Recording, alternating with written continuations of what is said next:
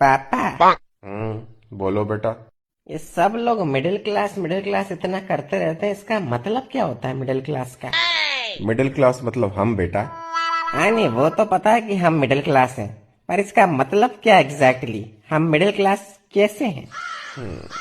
विस्तार में बताता हूँ चलो तुमको। देखो बेटा, एक बार एक गांव होता है जिस गांव में 3 लोग रहते हैं। एक का नाम होता है गरीब, एक का नाम होता है मिडिल क्लास, एक का नाम होता है अमीर। अब गांव में सभी लोगों को सुविधा मिल सके, इसके लिए यह तय होता है कि सभी लोगों को टैक्स देना पड़ेगा, महीने का 100 रुपए। गरीब इतना कमाता नहीं है तो वो टैक्स भर नहीं सकता। अमीर के पास अपने जुगाड़ है तो वो कुछ ना कुछ करके अपना टैक्स बचा लेता है। अब बचा मिडिल क्लास जिसको पूरा टैक्स भरना पड़ता है।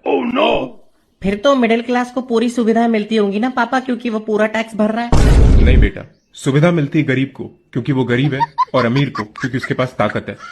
तो हमें क्या मिलता है पापा? बेटा, हमें मिलता है एक सर्टिफिकेट कि हम गरीब और अमीर दोनों के अन्नदाता हैं।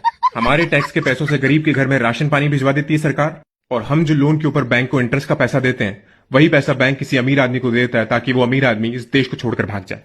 तो इन शॉर्ट बेटा, हम इस देश के सुपर हीरो हैं। अन्नदाता हैं हम गरीबों और अमीरों के।